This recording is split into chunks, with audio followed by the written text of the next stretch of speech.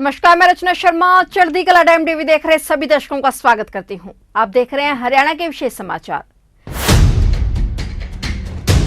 मुख्यमंत्री मनोहर लाल ने गुरुग्राम में लगभग 141 करोड़ रुपए की लागत से तैयार हुई दो महत्वपूर्ण परियोजनाओं नामक बसई चौक पर नवनिर्मित फ्लाईओवर और मुख्य बस अड्डे के पास बनाए गए महावीर चौक अंडरपास प्रदेशवासियों को समर्पित किया। उन्होंने कहा कि 8 साल पहले गुरुग्राम को एक विकसित शहर बनाने की जो यात्रा शुरू हुई थी, उसमें आज एक नया अध्याय जुड़ गया है। समर्पित की गई परियोजनाओं से लोगों को ट्रैफिक जाम से निजात मिलेगी। मुख्यमंत्री ने बसई फ्लाईओवर का फीता काटकर उसका उद्घाटन किया। इसके बाद उन्होंने वहीं पर आयोजित कार्यक्रम में दोनों परियोजनाएं प्रदेशवासियों को समर्पित की। इस मौके पर गांव बसई के व्यक्तियों ने मुख्यमंत्री को पगड़ी पहनाकर गांव बसई तथा आसपास के क्षेत्रवासियों की तरफ से सम्मानित किया गया।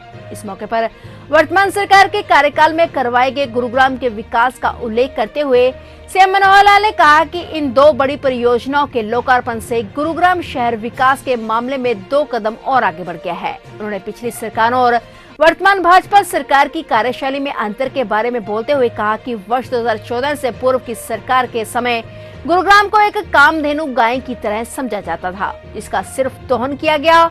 उस समय इस शहर की देखभाल के लिए योजनाएं नहीं बनाई गई और बनी भी होंगी तो लागू नहीं की गई। उन्होंने कहा कि 2014 में हमारी सरकार आने के बाद गुरुग्राम में विकास व उससे जुड़ी योजनाओं को विस्तार देने के लिए गुरुग्राम महानगर विकास प्राधिकरण का गठन किया गया, ताकि इस शहर के विकास की योजनाएं यहीं बने और यहीं पर स्वीकृत हों। इसके लिए चंडीगढ़ फाइल न भेजनी पड़े।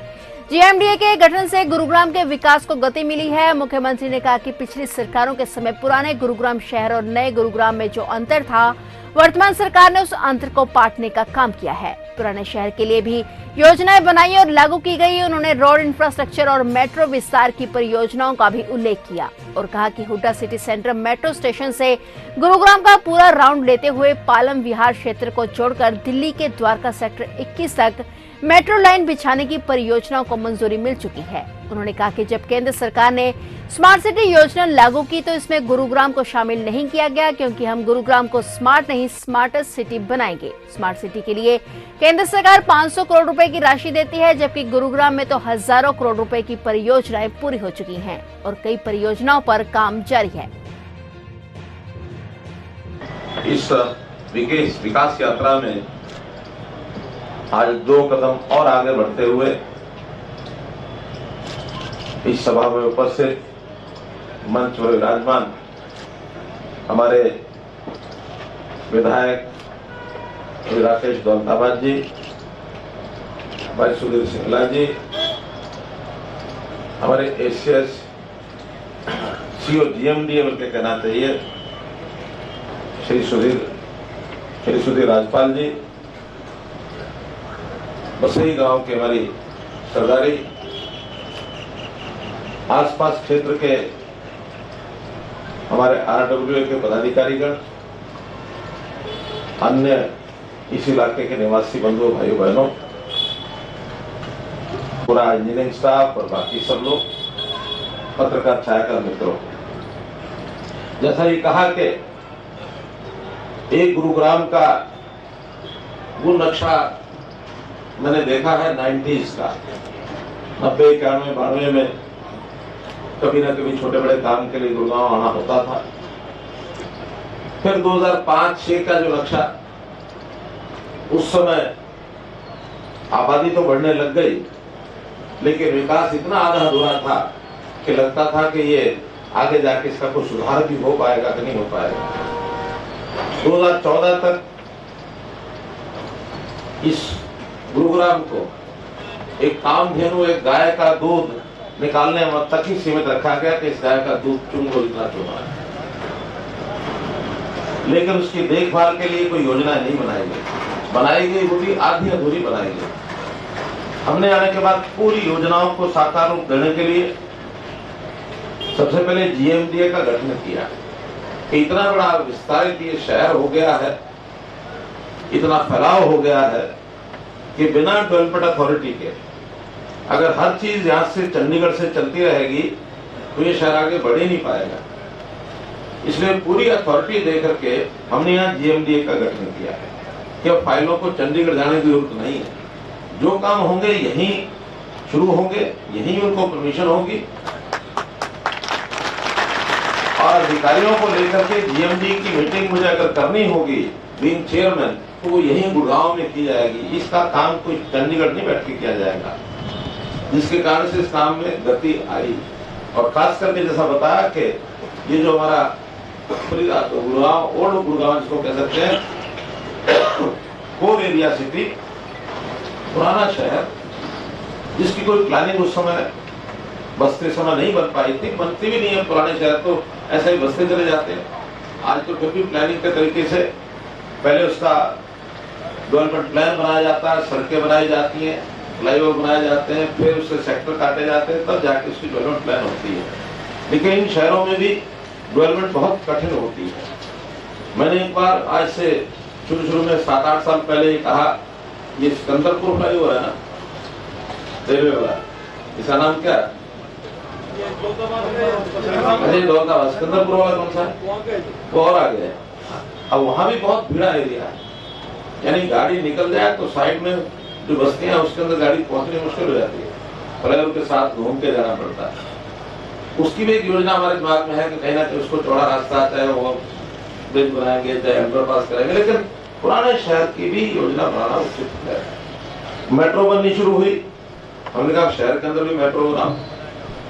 खुशी की बात यह है कि हमारी प्लानिंग पूरी डीपीआर लेवल तक, बल्कि और आगे भी उसका काम शुरू हो चुका है, जो इधर हुड्डा सिटी सेंटर से मेट्रो पूरे गुड़गांव तक एक राउंड लेते हुए, और फिर बाद में उस साइड में सेक्टर 22 द्वारका, उसके साथ जोड़ने का काम भी शुरू हो गया।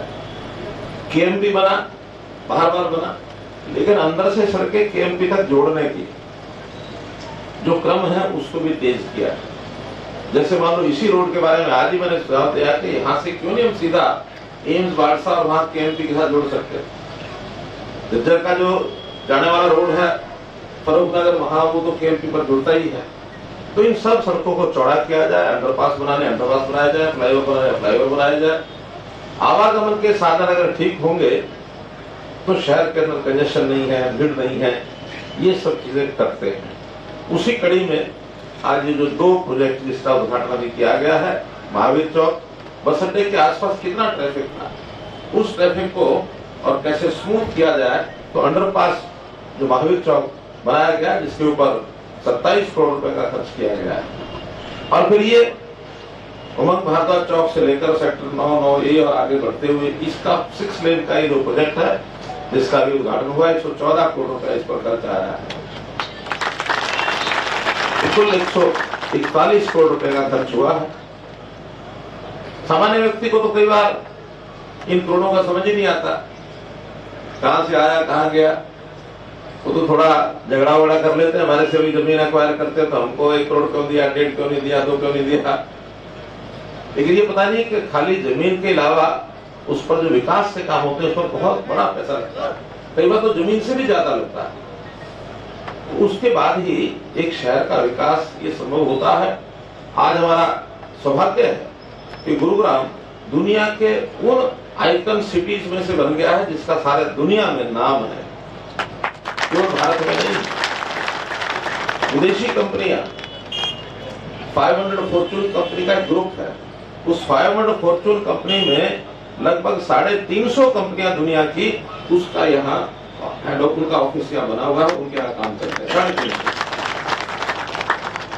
जापान की कुल 1455 कंपनियां हैं अपने देश में, जिसमें से लगभग 400 जो है वो हरियाणा में है, और अगर 400 हरियाणा में है तो 350 गुरुग्राम जिले में ही है। 350 अब तो जापानी कॉलोनी अलग बन गई, उनके स्कूल अलग बन गए हैं, विदेश के लोग इन्वेस्टमेंट करने के लिए आते हैं। हमारा विकास होता है, रोजगार मिलता है, शहर का एक बड़ा स्वरूप बनता है। अब आखिर जो जिस लेवल की हैसियत जिस आदमी की होती है वो उतना ही काम कर पाता है। तो कम हैसियत वाले अपना छोटा काम करेंगे, बड़ी हैसियत वाले बड़ा काम करेंगे, लेकिन योगदान सबका है। तो इस योगदान में लोगों ने बहुत सहयोग किया है। इस शहर को हमने स्मार्ट सिटी बनने की जब बात आई तो कहा गया कि इस शहर को क्यों नहीं जोड़ा।